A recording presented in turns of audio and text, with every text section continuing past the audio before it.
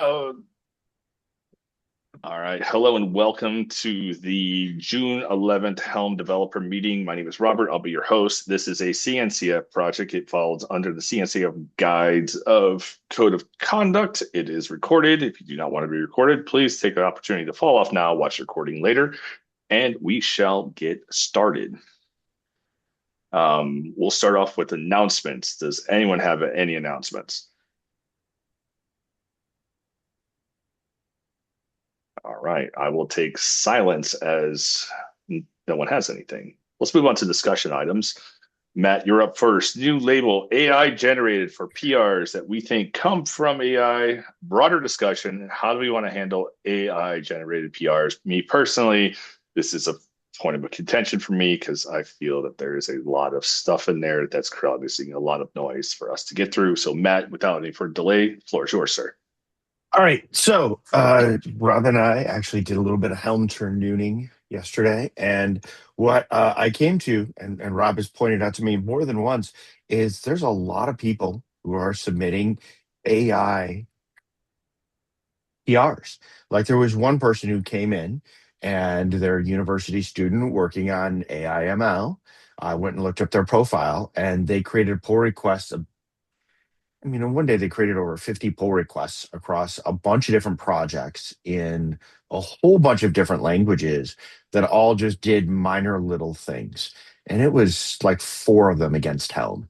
And that's just one person. There's a ton of these things coming through, and it's a little bit painful to deal with them.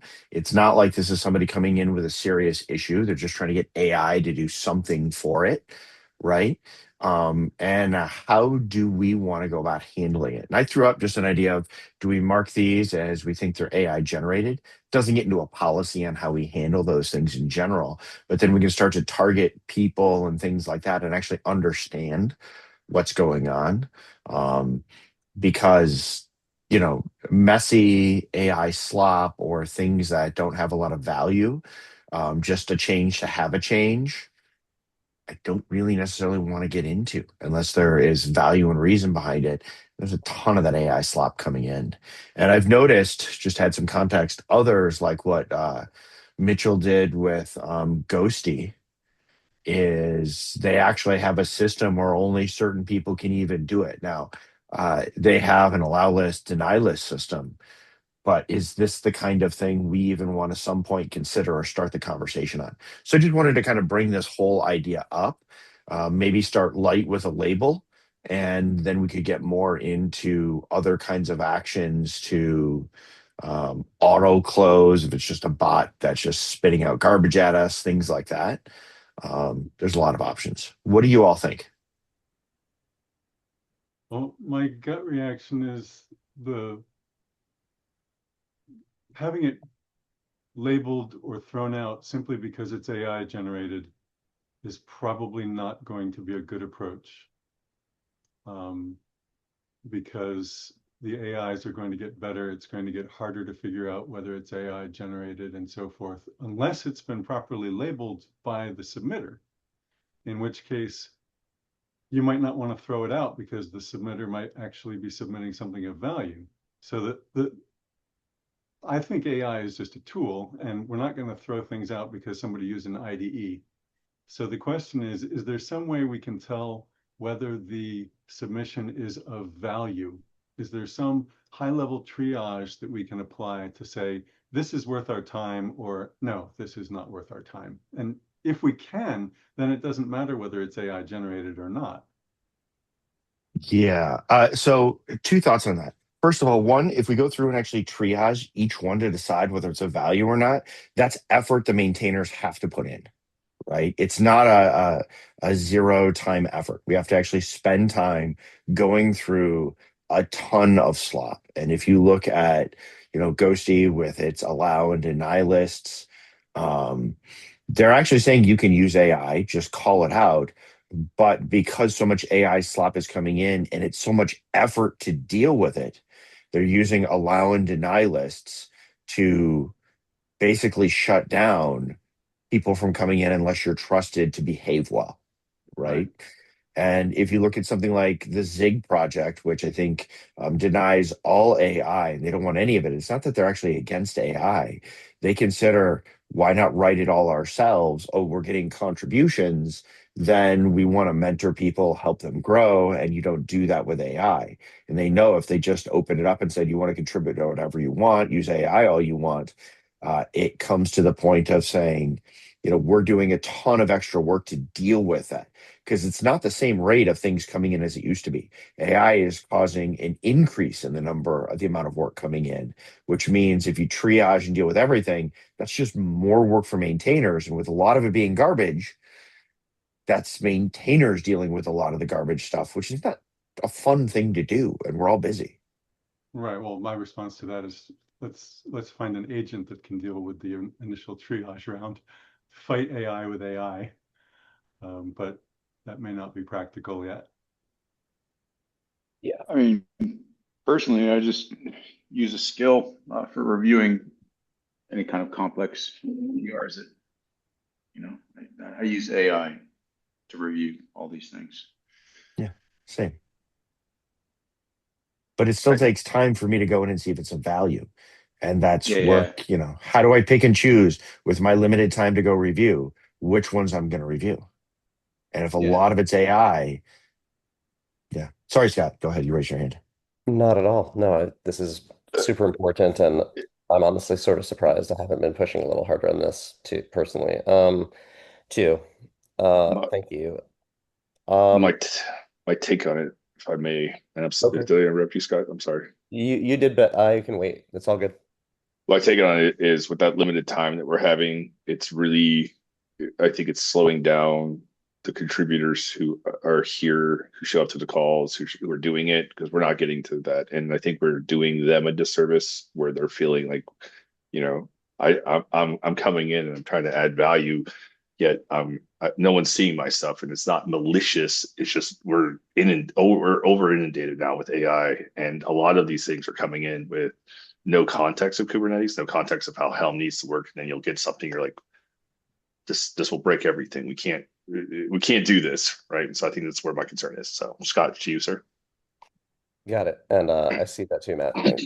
Okay, yeah. So in short, I think we um, there is a policy, there's an upstream policy for this. It's very light. Um,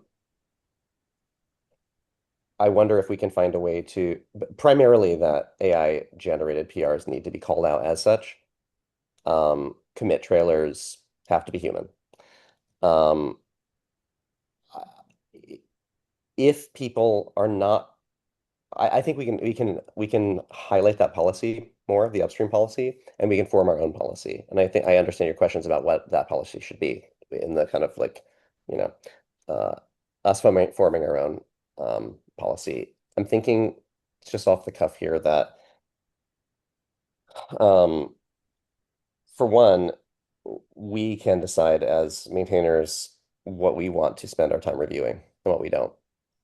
Um, I know even discerning what is AI and what's not, or what is AI generated, is in itself annoying.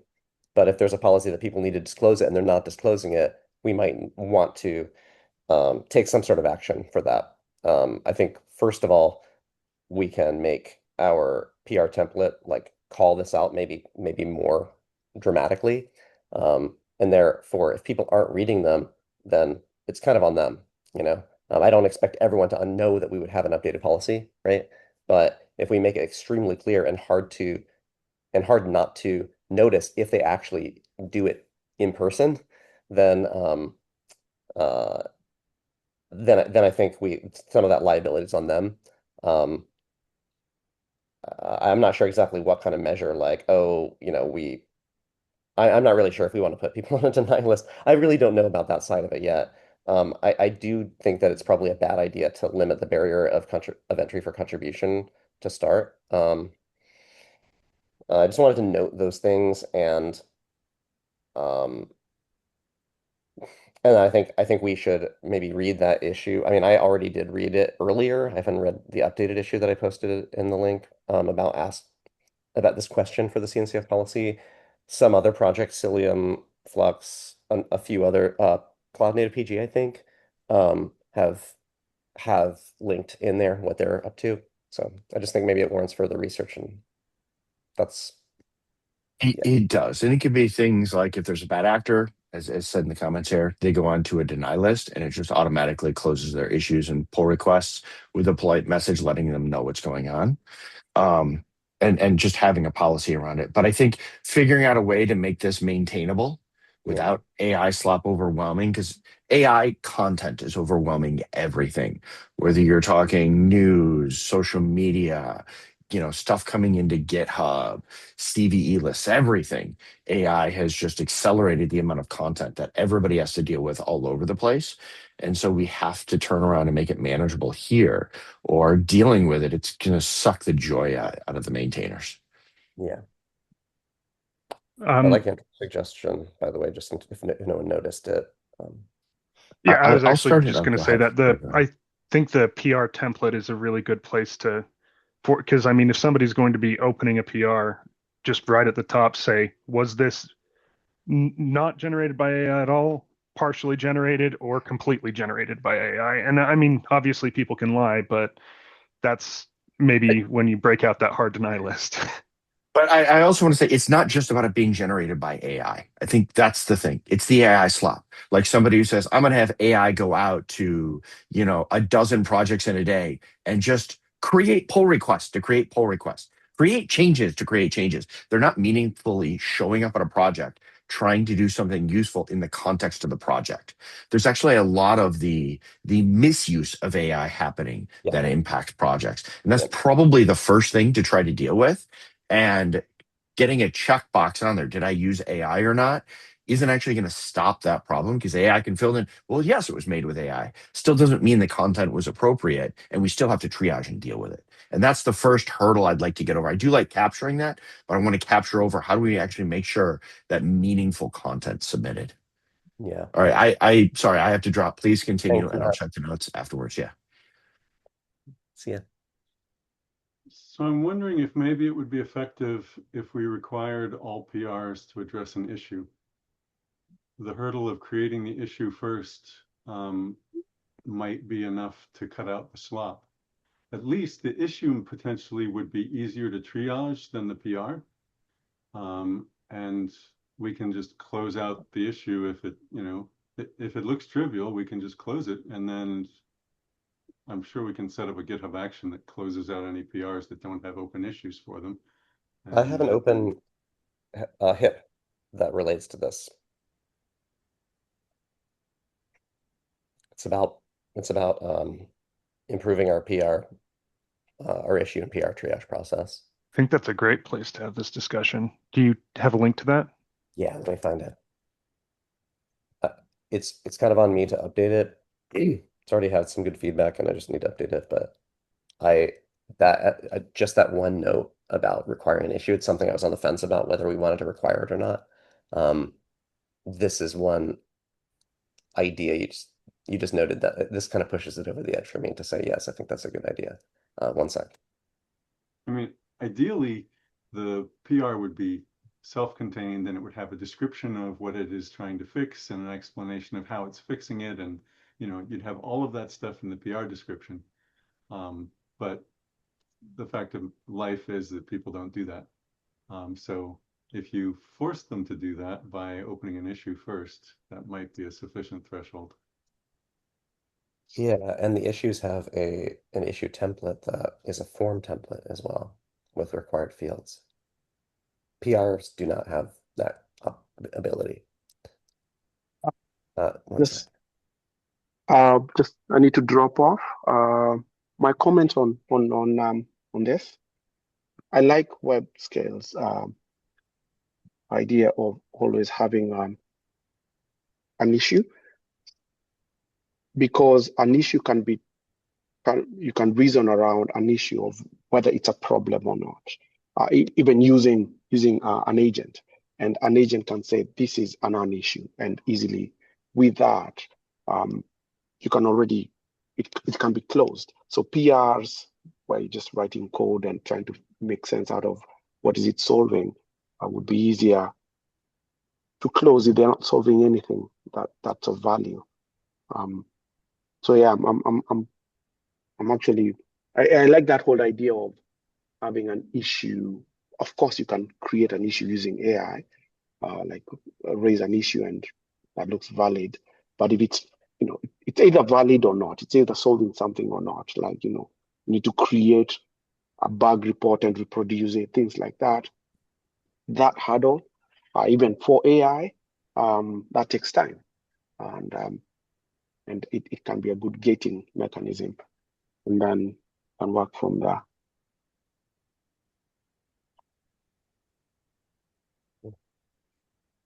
Anyway, need to drop. So Right. Shall we move on, or does anyone else have comments on this hot topic? All right, we can move on. This one's for Matt, and he was questioning the 4.2.1 release question mark.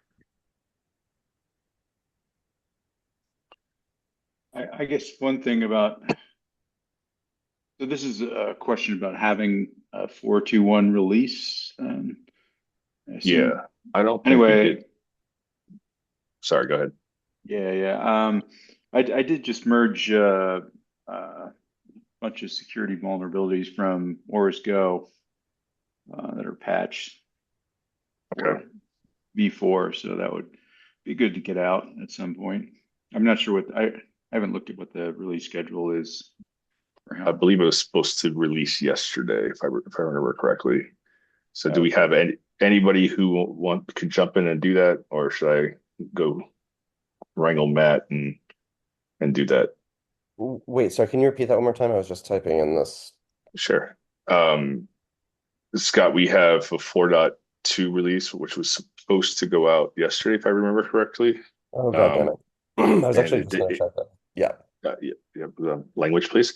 But is someone gonna jump on that, or should I go grab Matt and him and I can go knock that out? I can do it. You got it, Scott. All right, thank you, sir. Well, the language is pretty mild for me. I Um, know. It was a CNCF thing. I like to, no one get in trouble. yes. Okay, thanks for that. And I guess You what got that it. means is um setting a time to do it. Don't want to do it on Friday, so I guess I should do it today. Do we have any other like important bug fixes that need to be merged before then? I think what's his face? Terry's got some Aura stuff in. I Okay. didn't see anything yesterday. Okay. Hold on, this is you got a medium one in there from Terry that needs another review. Okay. But it is for some of the Aura stuff. So I think we probably want to get those bugs the security ones in at least. Yeah, so okay. Okay. I guess so. What I'll do before committing to doing that is well, actually, I'll check in with, well, actually, you're here right now, Terry. Do you, what's your schedule like today? In Um, case we need some back and forth. yeah, busy, I guess. What do you need? Basically, if there's I haven't reviewed it yet, but if there's a security fix that needs to go in, and we are about to release a patch fix, that's a day behind. Should I wait for that? Is the question really, and can we coordinate on that? Okay, yeah, get with me, I guess, after I go look at, there's an outstanding patch that I still have. I know there's a V3 patch still outstanding, but the V4 one should be good to go. But Okay, maybe it I have sounds like something it's else out there. I don't know. I don't remember. okay. And it sounds like it's a security adjacent or related patch because if it was like it's not a hidden thing. Otherwise it wouldn't have been. Yeah. Mhm. Yeah. Yeah, So no, it's, fine to note on you this know, call. various, vulnerabilities around handling registries. Okay. Not like a big emergency, but should be patched, I guess. Would be good to Right, right, patch right. anyway. Right, okay. That sounds good. All right, then I'll do that. I'll ping you if I need anything, like if you'd update anything, and I'll just plan on doing that today. Awesome. Okay. No other discussion points?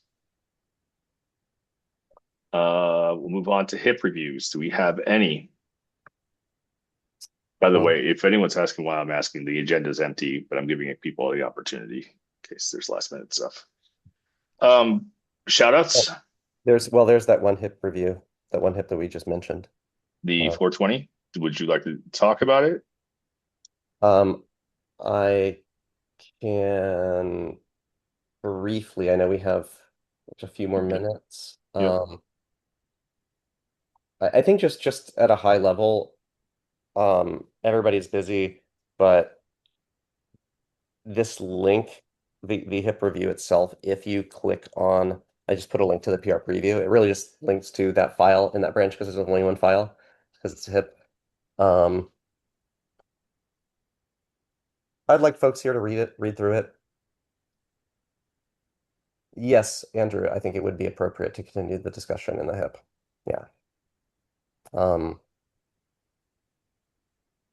I wonder if the biggest thing for me, just as a summary, is that there's a few different ideas in here for things that we can do to improve the process.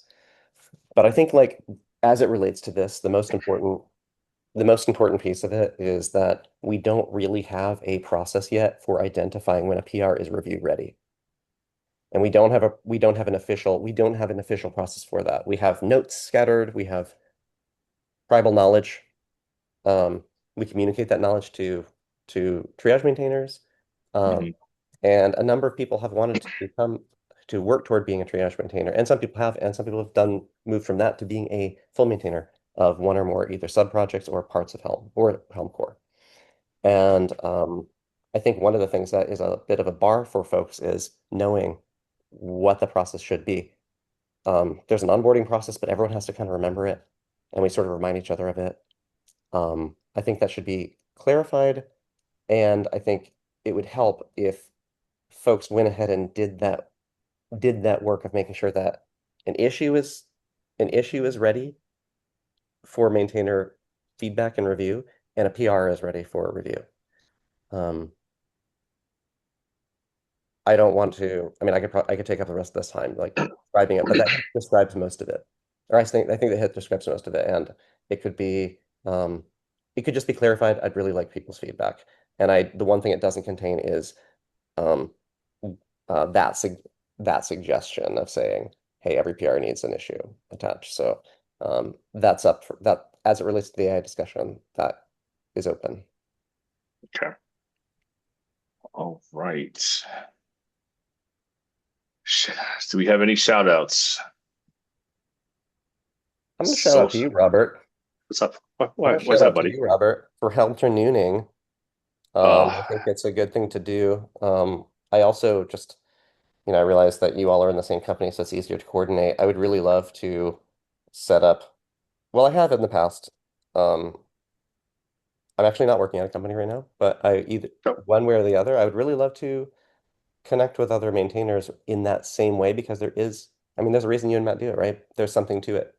It does help there's value. And anyway, if anyone's up for it, if anyone's up for finding a time that's not, I don't want to like limit when you all do find your time, you and Matt, but if any other maintainers want to find, and triage maintainers want to find a time to,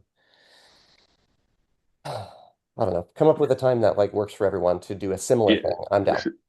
So for anyone for context, Helm Training is what Matt and I do once a week. We get on for 30 minutes to 1 hour, and we just focus on clearing PRs, doing a release if no one else is going to pick up one, and it's just dedicated time. I put it on his calendar. We sit down and do it. If I'm traveling or he's traveling, obviously we postpone it, but generally it's been good, and it's connecting with fellow maintainers. I really should do it with others. It's just easier with Matt because if I put it on his calendar, he has to come. Right, you're in the same company. Yeah, Yep. Exactly. So I just wanted to throw that out there for anyone. Okay. That's just a seed. Several of us have done it in the past, but we just don't do it consistently. So I'd love to. Right. And that's a shout out to you. All right, thank you. Let's be respectful for everyone's time. Social media applications, do we have anything? No? All right, excuse me, let's set up for next call with moderator. Who do we have? Anyone volunteering?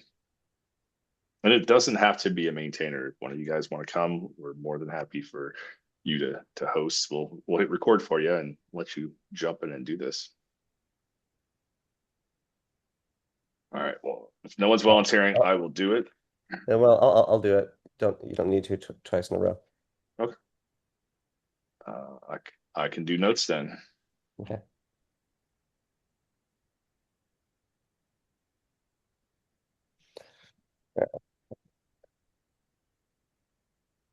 PR reviews, issue triage. I will be there for PRs, and I will be there next week,